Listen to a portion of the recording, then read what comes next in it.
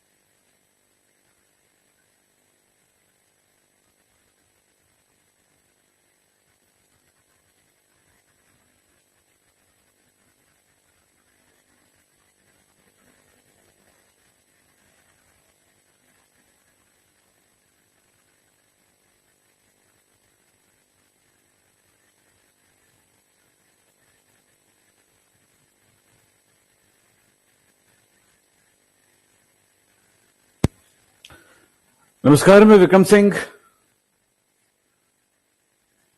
चलिए, सारे बच्चे आ चुके हैं और आप सबको कहूंगा आज कि बहुत सारे बच्चे नए आए हुए हैं और उन सारे बच्चों को देखते हुए कि सबको समझ में आना चाहिए, क्लास सबको अच्छा लगना चाहिए, सबको क्लियर होना चाहिए। इसलिए डिसीजन लिया गया है कि आपको चैप्टर 2 का स्टार्ट कर देते हैं। चैप्टर 1 वैसे कंप्लीट है, लेकिन उनके कुछ पॉइंट्स को हम जब रिवीजन करेंगे, जो इंपॉर्टेंट क्वेश्चन जो एग्जाम में आए हुए हैं, प्रीवियस क्वेश्चंस वगैरह, तो उनमें हम उसको शामिल कर लेंगे। सो वो खत्म हो जाएगा फिर। यानी वो चैप्टर 1 हमने जितना जरूरत है, जितनी सारी चीजों की जरूरत थी, वो पूरी दे दिया गया है। लेकिन हाँ, एक थोड़ी सी चीज बची हुई है, वो मैं इसलिए नहीं दे पा रहा हूं कि बहुत सारे बच्चे जो नए आए हैं उन बच्चों को कोई तकलीफ ना हो। फिलहाल अब बताओ, विशाल और शिवम और बाकी सारे स्टूडेंट्स, कि अब मेरी बातें पूरी सुनाई दे रहा है? आप सबको क्लियर सुनाई दे रहा है कि नहीं? मैं स्टार्ट कर सकता हूं क्लास की नहीं? Yes sir. Sachin, good morning. तो चलिए स्टार्ट करते हैं। अब बातचीत बंद करते हैं, चलेगा? जैसा मैंने कहा है, सबको गुड मॉर्निंग, वेलकम। चैप्टर 2 हम स्टार्ट करते हैं, क्लास 12th का। अपनी कॉपी में, हाँ एक बात और, 2-3 पेज हमेशा छोड़ दिया करो जब नया चैप्टर में आते हो, तो अपनी कॉपी में लिखोगे चैप्टर 2 सॉल्यूशन, विलियन। विलियन आज लिखने की टाइम नहीं है, आज समझने का टाइम है। फिलहाल मैं कुछ चीजें आपको बताऊंगा, उसका उपयोग करेंगे पूरी तरह से, ठीक है? मैं थोड़ा सा आपको एक स्लाइड से स्टार्ट करता हूं।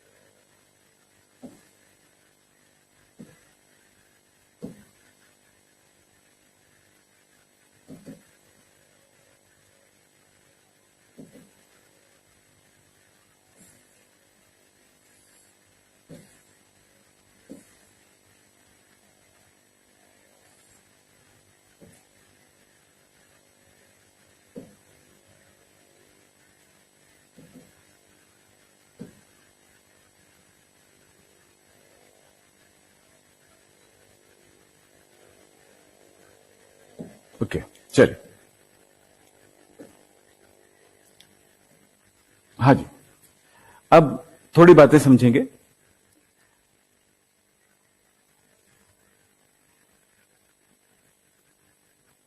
ठीक है, प्रवीण ने कहा है कि ऑब्जेक्टिव क्वेश्चन चैप्टर 1 का करवा दीजिए। ओके, ठीक है। पहले एक काम करते हैं, चैप्टर 2 स्टार्ट करते हैं आज एक लेवल तक, ताकि आप थोड़ी सी बुक पढ़ सको चैप्टर 2 का। फिर चैप्टर 1 की कुछ पार्ट्स है वो मैं बिल्कुल कराऊंगा। एक काम करेंगे, ज्यादा हुआ तो फ्राइडे वगैरह को आप उसको चैप्टर 1 की लास्ट पोर्शन और उसके ऑब्जेक्टिव करा दूंगा, ठीक है? फिलहाल स्टार्ट करें। चैप्टर 2 में आपको देखने को मिलेगा सॉल्यूशन, यानी कि विलियन। विलियन एक शब्द आता है, आप समझेंगे, मिश्रण। मिक्सचर। क्या? मिक्सचर। मिक्सचर क्या बोलेंगे? दो या दो से ज्यादा जो पदार्थ होते हैं उसको मिक्स कर दिया जाए तो उसको मिक्सचर कहेंगे। मिक्सचर दो प्रकार का होगा, एक होगा होमोजेनस मिक्सचर,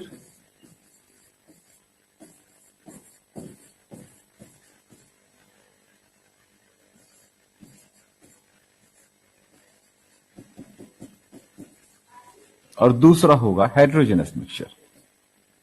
क्या होगा? Heterogeneous mixture.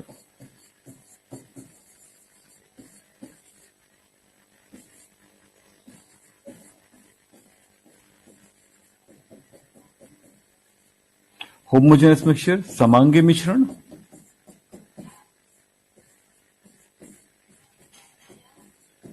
हेट्रोजेनस मिक्सचर विषमांगी मिश्रण।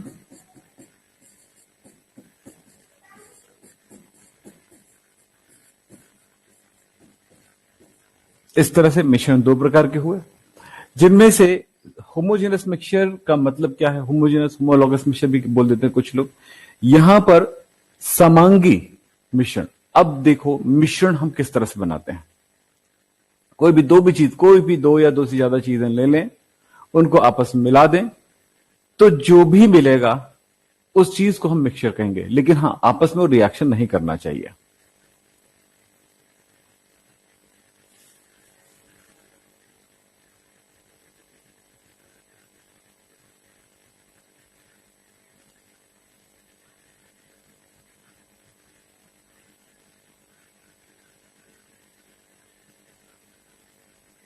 एक काम करते हैं, महेंद्र, रोशन, सारे बच्चे थोड़ा सा ध्यान दें कि अपने जो भी डाउट होगा, एक डाउट क्लास लेंगे फ्राइडे को। उस दिन आप सारी चीजें बोलेंगे, जो भी आपको लगता है कि इन पॉइंट से रिलेट करेंगे तो वो मैं आपको करा देता हूं। ठीक है गौरव?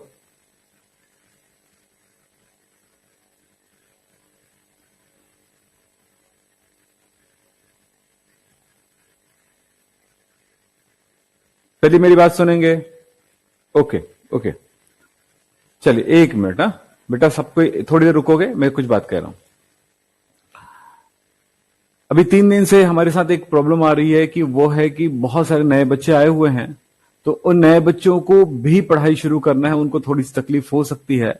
तो हमने ये सोचा कि भाई चैप्टर 1 के कुछ पार्ट्स बचे हुए हैं, जैसे कि आपने लिखा है, और एक दो पॉइंट्स के न्यूमेरिकल बचे हुए हैं, एमसीक्यूज कराना बचा हुआ है। तो ये सारी चीजें एक ही क्लास में पॉसिबल है, जो जो टॉपिक आप बोल रहे हैं। तो डाइलेक्ट्रिक प्रॉपर्टीज ऑफ सॉलिड और कुछ न्यूमेरिकल्स, ये सब बचे हुए हैं। तो इन सारी चीजों को मैं आपको फ्राइडे को खत्म करूंगा। इसीलिए आज मैंने सोचा कि भाई वो बच्चे जो एकदम नए आए हुए हैं, उनको एक काम करता हूं कि आज की पढ़ाई उनको समझ में आ जाए, और जो पुराने बच्चे उनको तो समझ में आएगा ही आएगा। ठीक है? सो मैंने कहा कि भाई इस टॉपिक पे बात कर लेते हैं थोड़ा सा, और फिर आपका ऐसा है, आज कौन सा डे है आपका? वेडनेसडे है, फिर थर्सडे। ये दो, आज मैं सॉल्यूशन का चैप्टर 2 का फर्स्ट पार्ट और ये सेकंड पार्ट ले लेता हूं। फिर एक लेंगे फ्राइडे को कि आपका चैप्टर 1 का जो लास्ट पार्ट है, जिसमें कुछ टॉपिक बच गया है, वो टॉपिक कवर कर देता हूं। ठीक है? अब क्लियर है सब? जिसमें आपके डाउट क्लास भी शामिल होगा।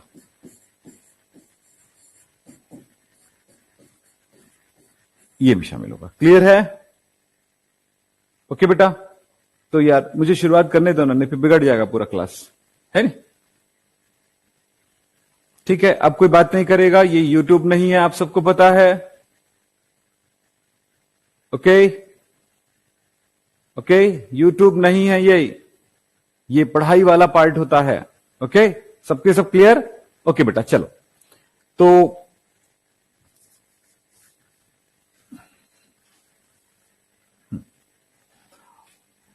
हम मिक्सचर के बारे में बात कर रहे थे, मिश्रण के बारे में बात कर रहे थे। मिश्रण दो प्रकार का होगा, एक होगा होमोजेनस और एक होगा हेट्रोजेनस। एक एग्जाम्पल की बात करें, नमक और शक्कर को मिला दें वैसे ही सॉलिड स्टेट में, नमक और शक्कर को सॉलिड स्टेट में मिला दें तो आप देखोगे कि बराबर रूप से वो दोनों मिक्स नहीं होते हैं, तो ये होगा हेट्रोजेनस मिक्सचर। लेकिन अगर नमक को पानी में मिला दें तो जो मिलेगा मिक्सचर पानी में घुल जाएगा सो वो जिस बूंद को चखोगे उस मिक्सचर का, पानी में नमक का जिस पार्ट को भी आप चखोगे आपको हर पार्ट एक जैसा स्वाद वाला नजर आएगा। इसका मतलब यह है एक जैसा स्वाद वाला है तो इसका मतलब हुआ कि वो होमोजेनस है, यानी कि समांगी है। हर अंग में परसेंटेज बराबर है, हर पार्ट में परसेंटेज पानी और नमक का बराबर है, तो उसको कहेंगे होमोजेनस मिक्सचर। तो होमोजेनस मिक्सचर को, ऐसे होमोजेनस मिक्सचर को ही कहा जाता है सॉल्यूशन। अब यहां पर बात हो गई होमोजेनस मिक्सचर को सॉल्यूशन कहा जाता है, तो परिभाषा हमारे पास क्या हो गया, सॉल्यूशन की परिभाषा क्या हो गया हमारे पास कि दो या दो से अधिक पदार्थों के समांगी मिश्रण को हम विलयन कहते हैं। किसको कहते हैं? दो या दो से अधिक पदार्थों के समांगी मिश्रण को हम विलयन कहते हैं। दो या दो से अधिक पदार्थों के समांगी मिश्रण को विलयन कहते हैं। फिर बात आता है कि समांगी मिश्रण, ये विलयन जो होता है उसे यहां पर हम थोड़ी से क्लासिफाई करते हैं। अब ध्यान देना, इसमें दो चीजें आएंगी। एक शब्द यूज करते हैं हम लोग, कंपोनेंट।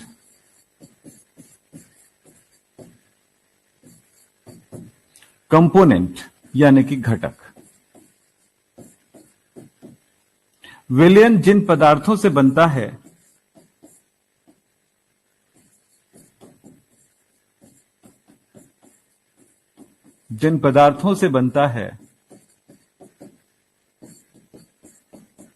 बनता है उसे क्या कहते हैं? कंपोनेंट कहते हैं, घटक कहते हैं।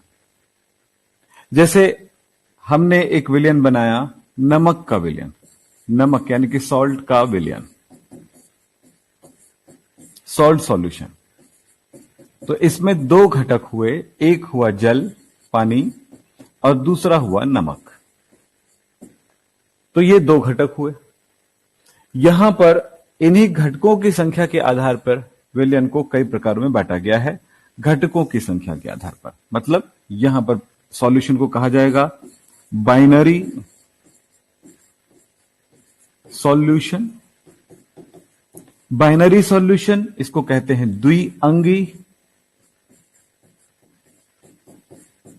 विलयन। द्विअंगी विलयन, द्विअंगी विलयन क्लियर। अब ये क्या होगा? इसी तरह से ट्राइनरी सॉल्यूशन,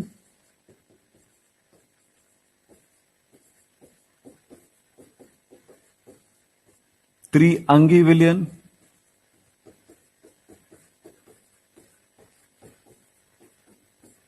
ट्राइनरी सॉल्यूशन, इसी तरह से टेट्रानरी विलयन सॉल्यूशन, इस तरह से होगा। तो बाइनरी सॉल्यूशन में आप देखोगे दो घटक होंगे, दो कंपोनेंट होंगे,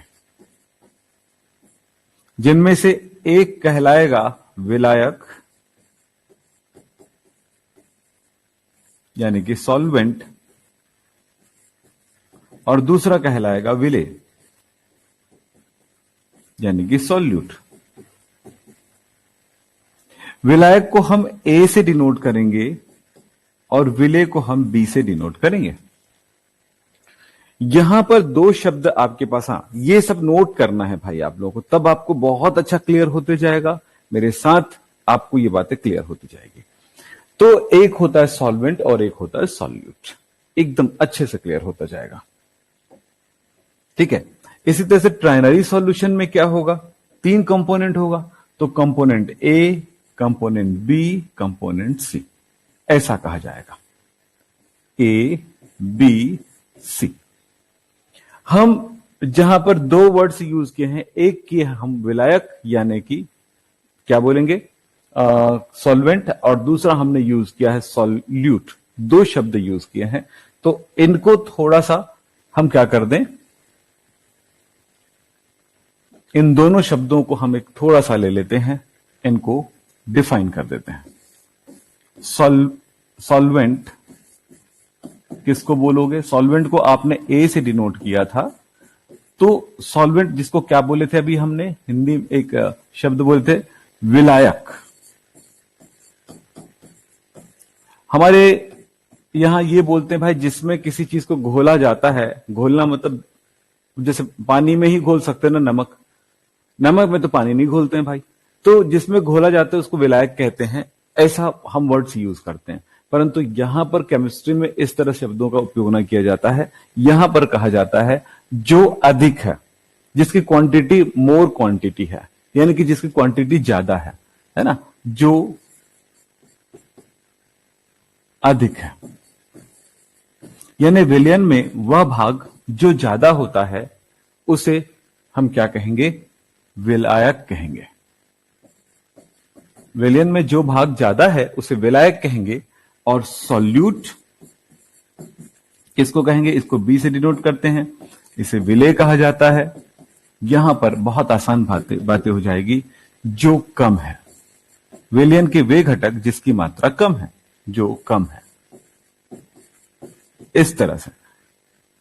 ठीक है, तो विलयन के ये दो पार्ट जो है, ठीक है, तो क्या क्या हुआ बताओ? विलेय, विलायक और विलेय। जो ज्यादा है, जैसे मैंने एक गिलास पानी ले लिया, उसमें एक चम्मच शक्कर डाल दिया, एक गिलास पानी लिया उसमें शक्कर डाल दिया, शक्कर डालें और उसका विलयन बन गया। तो एक गिलास पानी जो है ज्यादा है एक चम्मच शक्कर की तुलना में, तो जो ज्यादा है वो क्या कहलाएगा? वो सॉल्यूट कहलाएगा कि सॉल्वेंट कहलाएगा? सॉल्वेंट कहलाएगा, विलायक कहलाएगा। जो ज्यादा, यानी पानी विलायक है और शक्कर जो है वो विलेय है। क्लियर होगा? अब यहीं पर ध्यान रखिएगा कि हमारे पास दो एग्जाम्पल है। चलिए एग्जाम्पल पे थोड़ा सा काम कर लेते हैं, बिल्कुल क्लियर हो जाएगा। बात समझना जरूरी बेटा, आप अपने हिसाब से आप नोट करिए इसको, ठीक है? अपने हिसाब से थोड़ा सा लिखने की कोशिश करिए, क्योंकि सीखना और लिखाने में थोड़ा सा फर्क होता है। आप इस चीज को सीखने की कोशिश करें। फिलहाल इसके जो जो स्टेप्स हैं, कैसे लिखेंगे, वो उनके बारे में बातचीत हम कर सकते हैं। फिलहाल एग्जाम्पल, जैसे मैंने कहा शरबत, सिरप, शरबत। शरबत में क्या खास बात नजर आएगा? शरबत में क्या होता है? पानी ज्यादा होता है, तो यहां पर क्या होगा? पानी ज्यादा है तो पानी यानी वाटर जो है वो यहां पर कहलाएगा विलायक। मतलब मैं यहां पर थोड़ी सी इस जगह को लेके चलता हूं। ए यानी विलायक और विलायक है यहां पर जल, ठीक है? बी यानी सॉल्यूट यानी विलेय, यहां पर है शक्कर, सुगर, ठीक है? फिर बात होता है, एक एग्जाम्पल हमारे पास हुआ। दूसरा एग्जाम्पल में हमने चाशनी, चाशनी बोलते हैं ना, चाशनी में आप क्या देखते हो? जब चाशनी बनाई जाती है तो क्या देखा जाता है उसमें? यहां पर भी दो घटक है, ए और बी। लेकिन हम विलायक यानी सॉल्वेंट किसको कहेंगे? विलायक किसको कहेंगे ये समझेंगे। विलायक यहां पर शक्कर होगा क्योंकि वो ज्यादा है, और विलेय को बी से डिनोट करते हैं ना, तो ये क्या है? ये कम है, यानी कि पानी जो है वो कम है शरबत में। तो यहां पर यह बात चेंज हो जाती है, शरबत में बात अलग हो जाती है और इसमें क्लियर हो जाती है। बात मेरे हिसाब से सबको क्लियर हो रहा है कि विलायक किसे कहेंगे, विलेय किसे कहेंगे, एकदम क्लियर। इस तरह से कोई भी एग्जाम्पल हो, विलेय और विलायक को पहचानने के लिए इस बात पे ध्यान देना, जिसकी मोर क्वांटिटी है, जिसकी मात्रा ज्यादा है, जो ज्यादा मात्रा में लिया गया है, उसे हम विलायक कहेंगे, ए कहेंगे, सॉल्वेंट कहेंगे। जिसकी मात्रा कम है, भाई एक दूसरे से कम या ज्यादा हुआ। अब यहां पर दोनों बातें आगे भी दोनों बराबर है, अपनी मर्जी से बोल दो यार। अब उस जगह पे दो बातें देखेंगे, अगर दोनों की मात्रा बराबर है ना, मान लो 50-50 ग्राम में दोनों लिया गया है, 50 ग्राम ए 50 ग्राम बी, तो जो ज्यादा लिक्विड है ना उसको हम वहां पर विलायक कह देंगे। यहां पर उल्टा भी कर सकते हैं। इसीलिए एक बात याद रखा जाता है कि हम विलेय विलायक शब्दों का उपयोग न करते हुए ज्यादा से ज्यादा ए कंपोनेंट बी यानी घटक ए घटक बी शब्द का उपयोग किया जाता है। यही खास बात होती है। तो ये विलेय और विलायक शब्द आपको क्लियर हो चुके हैं। अब चलते हैं हम इस जगह पर एक कुछ सिंबल का उपयोग किया जाएगा, उस सिंबल के बारे में थोड़ी जानकारी दे दूं ताकि वो सॉल्यूशन को पढ़ना आसान हो जाए। ये इंट्रोडक्शन पार्ट है इस चैप्टर का, तो ये ध्यान रखेंगे। मैंने कहा ना ए और बी है, तब चलो ए और बी दोनों बराबर है, तब क्या हुआ, यहां पर मान लीजिए शक्कर जो है, शक्कर है और ये है पानी, तब हम क्या लिखेंगे, शक्कर यहां पर सॉलिड है और लिक्विड है ये पानी, तो आप क्या कहेंगे, यहां पर इसमें जिसमें जिसको घोला जाए घुलता है, तो मतलब सीधी बात है लिक्विड वाला हमारे लिए क्या हो जाएगा, ये लिक्विड को हमको ए मानना पड़ेगा और इसको बी मान लेते हैं, कोई फर्क नहीं पड़ता, ए भी किसी भी जगह पर मान सकते हैं क्योंकि साइंस में यहां पर इस चीज को डिफाइन नहीं किया गया है। ठीक है, तो ये काफी आसान बात हो जाएगी। आप उल्टा भी ले सकते हो चाहो तो, फिलहाल बराबर के लिए कोई बात नहीं है।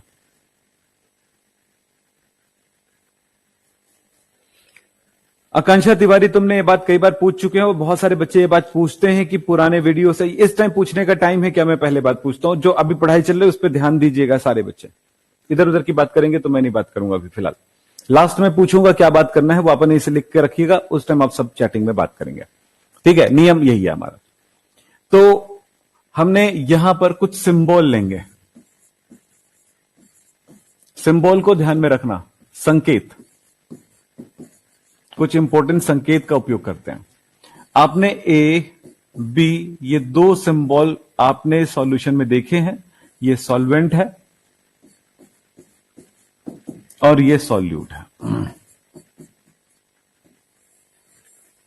यानी कि ए विलायक है और बी विलेय है। अब यहां पर कुछ वर्ड्स यूज किया जाएगा, इस पे ध्यान देंगे। कुछ सिंबल है हमारे पास, डब्ल्यू जिसको क्या कहेंगे, वेट या मास, यानी कि द्रव्यमान उपयोग किया जाएगा। वी वॉल्यूम, यानी क्या बोला जाएगा, हम इसको ब्रैकेट में लिख लें, ज्यादा अच्छा रहेगा, खराब दिखेगा ऐसे में।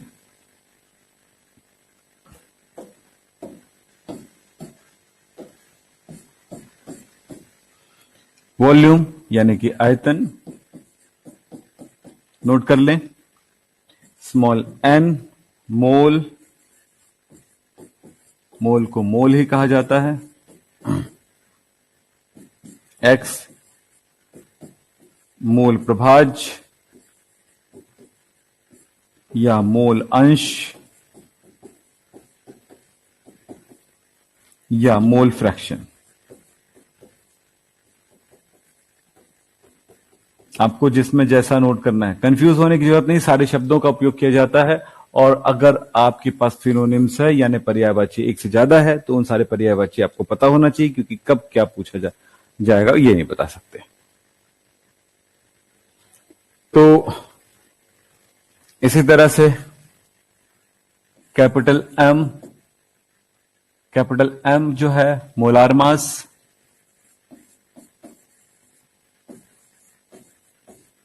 या मॉलिक्यूलर मास,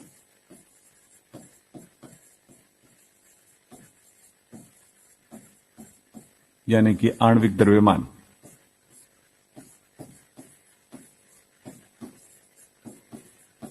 इस तरह से इन चीजों का उपयोग किया जाएगा। अब सवाल होता है कि इन चीजों को किसी के साथ मिक्स करके भी उपयोग किया जाएगा, ताकि अब ये चीजें बहुत सारे बच्चे कंफ्यूज करते हैं या कंफ्यूज होते हैं, तो उन कंफ्यूजन को दूर करने के लिए ये सारी बातें आपको बताई जा रही है। क्या सिंबल के बारे में भी जानकारी दे रहे हैं इस चैप्टर में जो यूज होने वाले हैं। ऐसे और भी चीजें हैं जिनका उपयोग होने वाले हैं, फिलहाल ये कॉमन चीजें हैं जिनका यूज बार बार होने वाला है। अब आप देखोगे मिक्स करके कैसे यूज करते हैं। जैसे अगर मैं बोलूंगा WA या WB या इसी तरह से MA MB, आप सब बता सकोगे सारी चीजें, NA NB। अब आपको पूरी बातें क्लियर है कि क्या मतलब है इसका, ये बता पाएंगे। जैसे यहां पर लिखा है WA जो है वो क्या चीज है, WA W मतलब मास ऑफ ए का, W ऑफ ए, इसका मतलब यही हुआ ना। इसको अगर हम क्लियर करें तो क्या होगा, W मतलब मास, ए मतलब विलायक, तो क्या होगा, मास ऑफ सॉल्वेंट। इसका मतलब यह हुआ विलायक का द्रव्यमान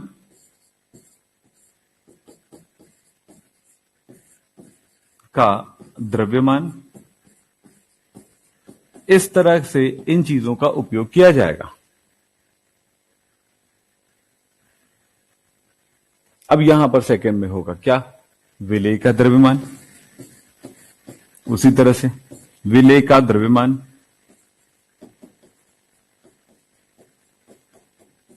इसी तरह से विलायक का अणुभार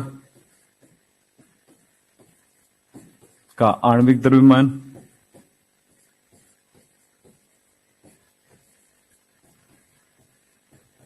इस तरह से इन चीजों का हम उपयोग करेंगे आकर के, है ना। मास ऑफ सॉल्यूट, ये क्या चीज हो जाए, ये क्या होगा, molecular mass of, molar mass of solvent, molar mass of solute, इस तरह से हम यूज कर सकते हैं। इसी तरह से और भी चीजें हैं, और भी सिंबल है, वी ए, वी बी, है ना, एक्स ए, एक्स बी, इस तरह के सिंबल का उपयोग होने वाला है। तो ये सिंबल का मतलब आप सबको समझ में आ गया होगा। अब चलते हैं थोड़ी से और आगे चलें। सॉल्यूशन में टाइप्स ऑफ सॉल्यूशन एक बार चेक कर लेते हैं कि कौन कौन सा होगा।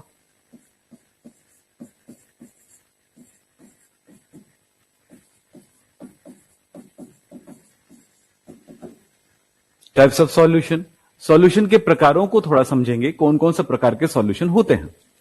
अब यहां पर आपको करा दूं,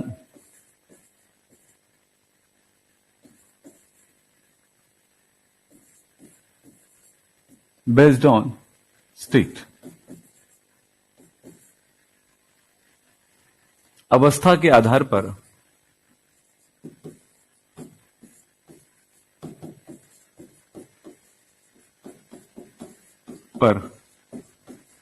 विलयन के प्रकार। चलो देखिए, अवस्था के आधार पर विलयन के कौन कौन से प्रकार होंगे। तो यहां पर थोड़ा ध्यान दीजिएगा, एक है विलायक और इसमें है प्लस विलेय। हमने एक टेबल बना देते हैं इस तरह से, और इसके एग्जाम्पल मैं बताऊंगा, आप नोट कर लीजिएगा बाद में, ठीक है। ये 9 टाइप्स के होंगे। देखिए, लिक्विड लिक्विड लिक्विड, लिक्विड में लिक्विड, लिक्विड में सॉलिड, लिक्विड में गैस, ये 3 टाइप का हो गया। 1 2 3 4 5 6, इसमें क्या मिलेगा, सॉलिड में लिक्विड, सॉलिड में सॉलिड, सॉलिड में गैस, ये 3 टाइप का और हो गया। फिर होगा 7 8 9 गैस। तो क्या होगा, गैस में लिक्विड, गैस में सॉलिड एंड गैस में गैस।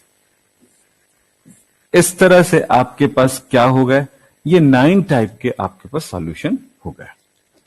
अब आपको सोचना है, खुद भी सोच सकते हो, खुद ही सोचना है आपको कि ये इसके कौन कौन से एग्जाम्पल हो सकते हैं। एक बार ट्राई करेंगे अपने लेवल पर, क्योंकि आपके पास उतनी नॉलेज है। आपकी ही नॉलेज को बाहर निकालूंगा यहां पे।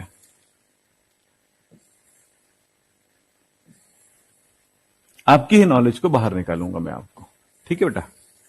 क्योंकि इस चैप्टर के लिए जो बेसिक चीजें हैं वो सारी चीजें मैं आपसे निकालूंगा कि आप में से कौन कौन सा स्टूडेंट हैं वो ये बता सकते हैं लिक्विड में लिक्विड का एग्जाम्पल क्या होगा। लिक्विड में लिक्विड का एग्जाम्पल कौन सा सॉल्यूशन होगा? बता सकते हो? लिक्विड में कौन सी चीज है लिक्विड घुली हुई है उसका सॉल्यूशन? जी, टी नहीं होगा। लिक्विड में लिक्विड का सॉल्यूशन होगा, बोलो बोलो बोलो बोलो बोलो, लिक्विड में लिक्विड का सॉल्यूशन होगा water plus alcohol. Water plus alcohol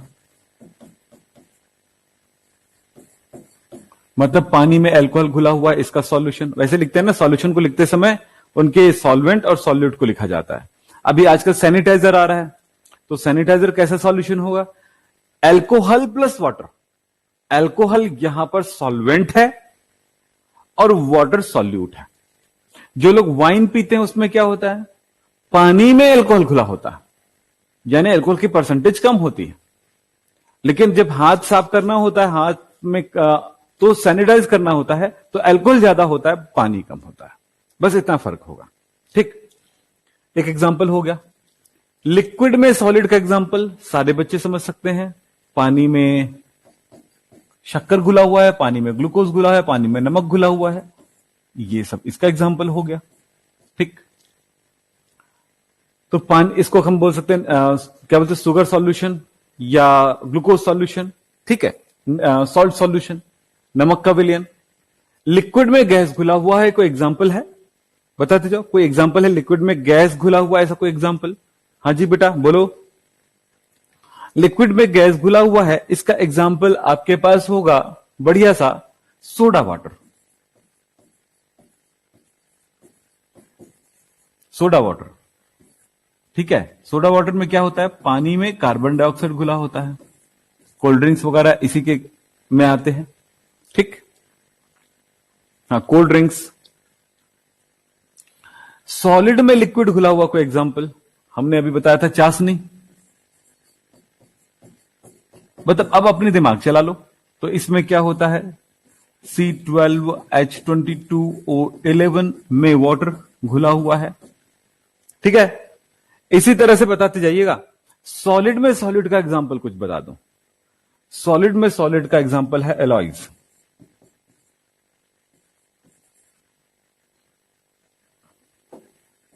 इसको कहते हैं मिश्र धातु, एलॉयज, एलॉय, मिश्र धातु। जैसे ब्रांज है, ब्रास है, ये चार चीजें, यानी कि पीतल, तांबा, पीतल और क्या बोल सकते हैं यहां पे, कांसा, ये सब इसमें एग्जांपल आता है। Bronze, brass. ठीक, फिर सॉलिड में गैस का एग्जांपल कुछ बता सकते हैं? कुछ याद आ रहा हो तो बताते जाओ, ऐसे ही बताते जाओ। सॉलिड में लिक्विड का, सॉलिड में लिक्विड का एग्जांपल कुछ है तो? सॉलिड में लिक्विड घुला हो, ऐसा कोई एग्जांपल आपको याद आ रहा हो तो? जी, सॉलिड में गैस का, सॉलिड में गैस, सॉरी लिक्विड नहीं, सॉलिड में गैस का एग्जांपल। सॉलिड में गैस का एग्जांपल है, सॉलिड में गैस का, सॉलिड में गैस, ध्यान रखो, ये है पैलेडियम, पैलेडियम धातु, पैलेडियम धातु, पैलेडियम मेटल पर हाइड्रोजन गैस वो सोख लेता है। तो इस तरह से ये क्या हुआ? ये सॉलिड है और ये गैस है। पैलेडियम मेटल है, वो हाइड्रोजन गैस को एब्जॉर्ब कर लेता है, तो ये इसमें डिसॉल्व है माना जाएगा। तो ये एक अच्छा एग्जांपल हो सकता है। चारकोल भी ऐसे ही करता है, बहुत सारी गैसों को सोख लेता है।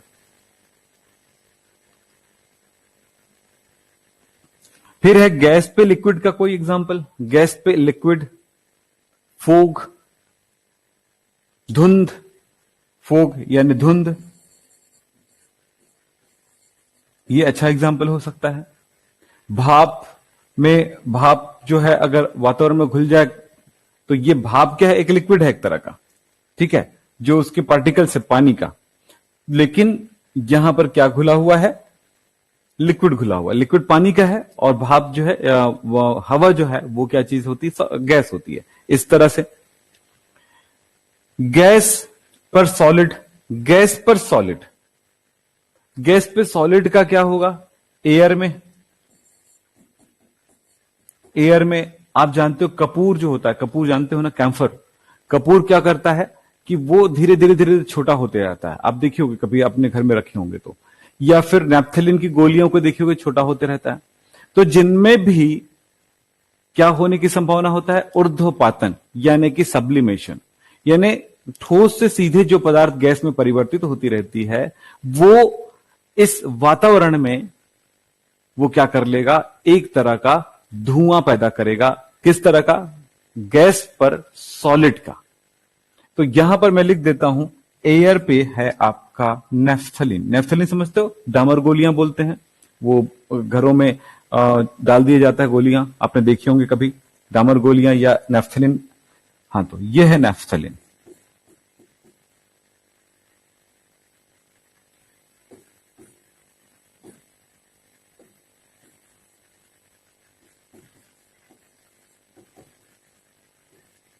नेफ्थलीन ये होता है सॉलिड। फिर इसके बाद है गैस पे गैस का बढ़िया एग्जाम्पल है एयर। इसमें कौन कौन सी चीजें होती है, जैसे नाइट्रोजन गैस है, ऑक्सीजन गैस है और दूसरी गैसें हैं, तो इसका मिक्सचर होता है। तो ये देखिएगा, तो हमने ये देखा कि भाई ये चीजें याद करके रखने की चीज नहीं है।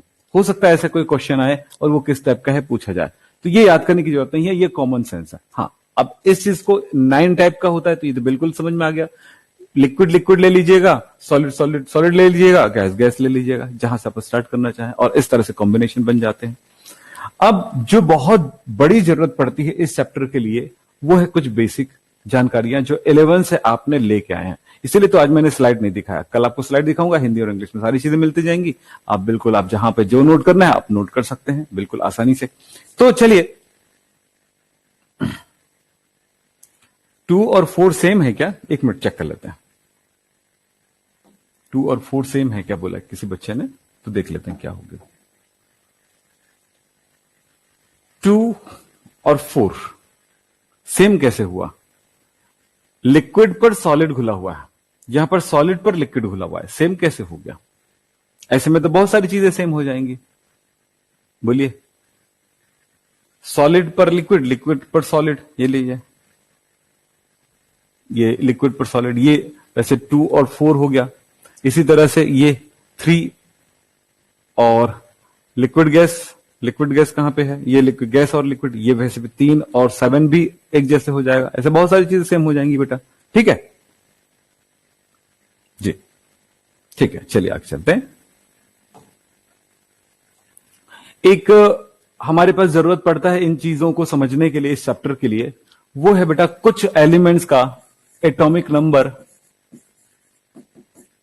नंबर, एटॉमिक मास याद रखिएगा, क्योंकि इस चैप्टर को इसके बगैर नहीं किया जा सकता है, क्योंकि ये स्टार्ट से ही ये चैप्टर जो है आपको न्यूमेरिकल मिलने वाला है। एटॉमिक नंबर जिसको कहते हैं परमाणु क्रमांक,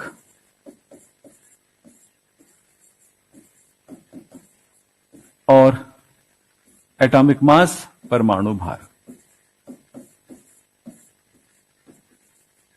ये शुरू से ही ये चैप्टर जो है न्यूमेरिकल होने वाला है, इसीलिए थोड़ा सा ध्यान रखेंगे। पेट्रोल लिक्विड पर लिक्विड है बेटा, हाँ ना, पेट्रोल लिक्विड पर लिक्विड का एग्जाम्पल होगा। चलिए, एटॉमिक नंबर को हम Z से डिनोट करते हैं और एटॉमिक मास को A से डिनोट करते हैं। कुछ एलिमेंट्स के मैं आप सबको एटॉमिक नंबर, एटॉमिक मास पूछूंगा, आप मुझे बताएंगे, वो बहुत इंपॉर्टेंट है। कुछ एलिमेंट्स बहुत जरूरी है यहां पर जानने के लिए, सॉल्यूशन में बताते जाइएगा। कार्बन, सॉरी हाइड्रोजन, शुरुआत कर रहा हूं। Carbon, nitrogen, oxygen, sulphur, chlorine, fluorine, बताते जाइएगा अपने स्तर पे, जिनको जिनको जो जो याद है वो बताते जाइएगा। सोडियम, पोटेशियम, मैग्नीशियम, कैल्शियम,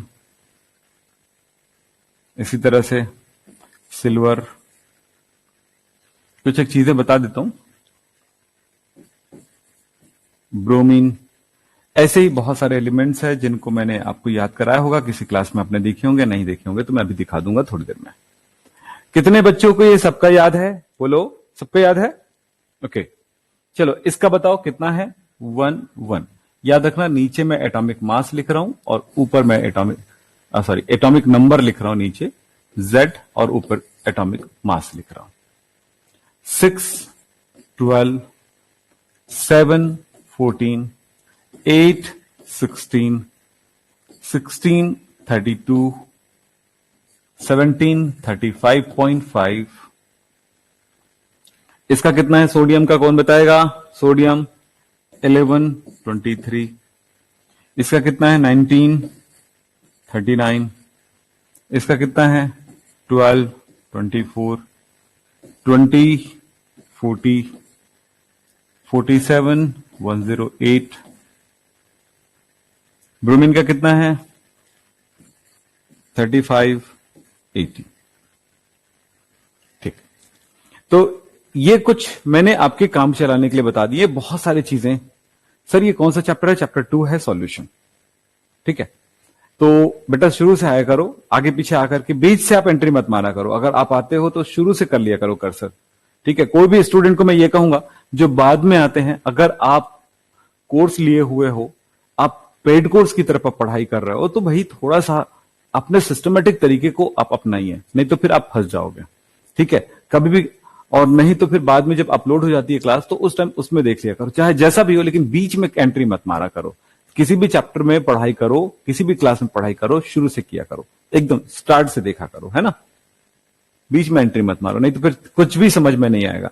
तो ये सारी चीजें हैं। इस टॉपिक से एक और चीजें हैं, हम एटॉमिक नंबर कुछ एलिमेंट्स का यूज करेंगे जो याद रखना चाहिए। हमने बता दिया, कुछ ही बताया है, बहुत सारी चीजें होती हैं, और इसके बारे में आपको फिर कल के बारे में बातचीत कर देंगे कि क्या लेंगे।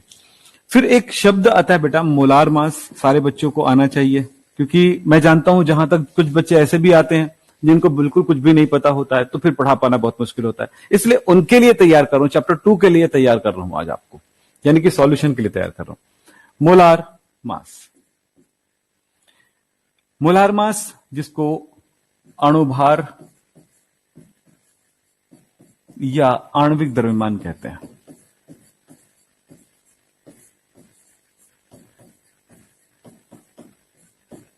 इसको कैपिटल एम से डिनोट करेंगे। तो आणविक द्रव्यमान होता क्या है भाई? किसी भी मॉलिक्यूल में उसके एटॉमिक मास का योगफल, ये हुआ सम ऑफ ए। अणुभार बराबर क्या हुआ? अणुभार परमाणु भारों का योगफल, समिशन ऑफ एटॉमिक मास, परमाणु भारों का योगफल, यही हुआ। एग्जाम्पल, चलो बताओ, CO2 का मॉलिक्यूलर मास क्या होगा? बताओ।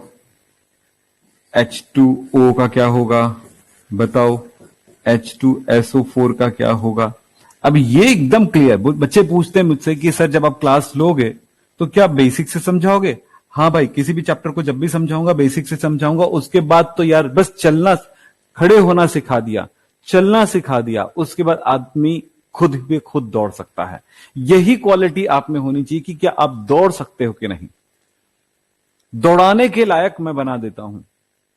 कुछ टॉपिक अगर मैं छोड़ भी दूं तो वो भी आप कवर कर सकते हो, समझ सकते हो। वो शिकायत में नहीं आनी चाहिए कि अब यार ये छोटी सी बात को हमने नहीं पढ़ा, सर ने नहीं पढ़ा, ऐसा नहीं। क्योंकि हर टॉपिक किसी भी ट्यूशन सेंटर, किसी भी ऑनलाइन, किसी भी ऑफलाइन, किसी भी स्कूल में पढ़ा नहीं सका जा सकता है। क्योंकि हर चैप्टर को अगर इतना पढ़ाया जाएगा तो बहुत लंबा खींच जाएगा हर चैप्टर, और उतना लंबा खिंचाने और इतना लंबा पढ़ाने के लिए किसी के पास टाइम नहीं होता है। चलना और सिखाना, चलना और दौड़ाना सिखाता हूं मैं। तुम लोगों को चैलेंज करता हूं कि चैप्टर 1 में जो शुरू से आ रहे हो, डाइलेक्ट्रिक कांस्टेंट क्या है ये पढ़ के रखो, बैंड थ्योरी पढ़ के रखो, कुछ न्यूमेरिकल पढ़ के रखो, कुछ न्यूमेरिकल बना के रखो। आप बना पाओगे कि नहीं वो शुक्रवार को पता चल जाएगा आप लोगों से। ठीक है, ऐसे बच्चे पढ़ाई करने वाले होते हैं जिनको चला दिया जाए तो दौड़ना शुरू कर देते हैं, उड़ना शुरू कर देते हैं। यही होना चाहिए। उसी को कहते हैं सक्सेस, उसी को कहते हैं स्टूडेंट, उसी को कहते हैं एजुकेशन लेने वाले विद्यार्थी। अब समझ में आ गई बातें? तो वही कह रहा हूं मैं आपको।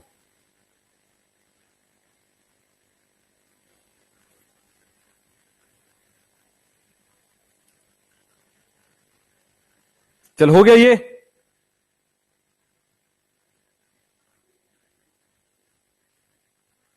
हाँ जी, तो इसका क्या होगा? तो इसको हम शॉर्ट में हम लिखेंगे ऐसे, एम यानी मॉलिक्यूलर मास ऑफ CO2। देखो शॉर्ट में लिखने का तरीका, लंबा सा लिखता तो कैसे लिखता? मॉलिक्यूलर मास ऑफ CO2 या मोलार मास ऑफ CO2, यानी कि CO2 का अणुभार। बड़ा लंबा लिखना पड़ता है, इसको शॉर्ट में लिख दिया। CO2 का अणुभार, CO2 का अणुभार लंबा हो जाएगा लिखने में, शॉर्ट में लिख दिया तो क्या होगा? अब C का परमाणु भार कितना भी याद किए थे, 6 12, तो 12 जो है 12 जो है वो C का परमाणु भार है, प्लस ऑक्सीजन, एक ऑक्सीजन का परमाणु भार 16 है, तो क्या हुआ? 16 गुणा 2, दो का ऑक्सीजन है ना, सबको जोड़ दिए तो ये कितना हुआ? 12 धन 32 इज इक्वल टू 44 AMU, या फिर लिख सकते हैं यू भी लिख देते हैं, यू भी लिख देते हैं, यूनिट। चलिए क्लियर? इस तरह से आप इन चीजों के बारे में बता सकते हो। तो सारे बच्चे बना सकेंगे? क्लियर है सबके लिए? बोलो यस नो, बन जाएगा। तो ये होगा M of H2SO4 is equal to hydrogen का 1 into 2 plus 16 is equal to 18 U। इसका क्या होगा? अरे ये वाटर था ना पहले वाला, ये लीजिए वाटर, और ये होगा M of H2SO4। मैं लिख के समझा देता हूं भाई, इसका क्या होगा? 1 इंटू 2 प्लस 32 प्लस 16 इंटू 4। अब इस तरह से हमारे पास हो गया 2 plus 32 plus 64 is equal to 98 AMU। समझ में आ गया बेटा? यस नो में जवाब दे दीजिए जल्दी से। हाँ जी, यस और नो में जवाब दे दीजिए।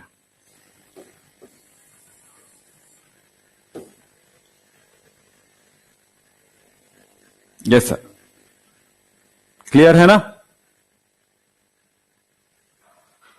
हाँ जी, ये चीजें यूज होने वाला है आगे जाकर के। अब इस चैप्टर का एक बेसिक फॉर्मूले को ध्यान में रखिएगा, आपको बताते हैं। अब सबका बना लोगे, कोई परेशानी नहीं है। कुछ एक चीजें हैं, कुछ कंपाउंड्स के नाम आप याद रखिएगा, उसका फॉर्मूला याद रखिएगा। यौगिक,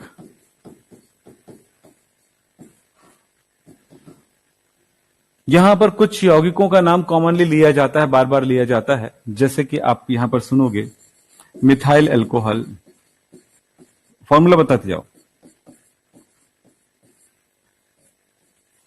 फॉर्मूला बताते जाओ। Methyl alcohol CH3OH, ethyl alcohol, इस चैप्टर में यूज किया जाएगा ये सारे कंपाउंड्स के फॉर्मूले और नाम। Ethyl alcohol, acetone, acetic acid, ऐसे ही एथिलीन ग्लाइकोल,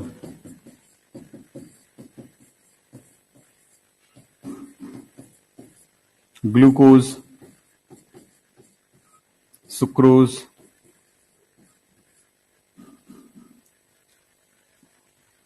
एसीटोन, CH3, यहां पर एक और चीज यूरिया। ऐसे चीजों का यूज बार बार किया जाएगा। इस चैप्टर की खास बात यह है कि इन शब्दों से भरा हुआ है, तो कम से कम इनके फॉर्मूले तो पता हो। आप मुझे बताओ एसीटोन का फॉर्मूला क्या है? कोई बताएगा आप में से? IUPAC नहीं बताएंगे भाई, अभी IUPAC की बात ही छोड़िए। अभी यहाँ पे जो चीज जरूरत है उसी के बारे में बात करेंगे। IUPAC सिखाने का काम अलग पोर्शन है, यहां पे पोर्शन नहीं है इसका, है ना? दिमाग ब्लॉक करके नहीं रखेंगे आप। एसिटिक एसिड CH3, यहां पर जब बात की जाती है तो यह साधारण नाम में काम चला जाता है। एथिलीन ग्लाइकोल CH2OH, CH2OH आपस में जुड़े हुए हैं, इनको हम लिख सकते हैं C2H6O2, लेकिन ऐसा नहीं लिखा जाता, ये ध्यान रखिएगा। इसको ऐसे भी लिख देते हैं लोग, CH2OH, ऐसे लिख दिया जाता है। यहां पर ग्लिसरॉल का भी उपयोग किया जाता है। फॉर्मूले पे ध्यान। ग्लूकोज, ग्लूकोज का फॉर्मूला क्या है? कोई बताएगा? C6H12 O6, sucrose C12, H22O11, urea NH2, CONH2, glycerol CH2OH, CHOH, CH2OH। ऐसा है। इलेक्ट्रिसिटी चली गई है, लाइट चली गई है, ऐसा ही होता है हमारे यहां। इस टाइम 7 से 8 लाइट चली जाती है। अभी कुछ दिनों के लिए हमने 7 से 8 रखा था ना क्लास। चलो ठीक है। तो जो भी चीजें हैं इन एलिमेंट्स के बेस पर काम चलेगा। तो इस चैप्टर को हम अगले कल की क्लास के लिए आप पढ़ के आएंगे। कंसंट्रेशन यूनिट, कंसंट्रेशन यूनिट यानी कि सांद्रता इकाइयां। और जो मैंने अभी पढ़ाया उन सारी चीजों को, तो इसमें जैसे मोलारिटी 11 भी पढ़े हो, मोलालिटी, ठीक है। तो ये समझते हुए चलना है चैप्टर नंबर 2। चैप्टर नंबर 2 अच्छा होगा तो चैप्टर नंबर 3 भी अच्छा होगा, ये याद रखिए, क्योंकि यहां पे बहुत कुछ सीखने को मिलने वाला है। तो चलिए इन सारी चीजों का आप अणुभार भी निकाल के रख लीजिएगा, आपके काम आएंगे, ठीक है। तो मॉलिक्यूलर मास भी निकाल के रख लीजिएगा, ठीक है। तो आज की ये क्लास यहीं पे समाप्त करेंगे। नमस्कार, धन्यवाद, थैंक यू।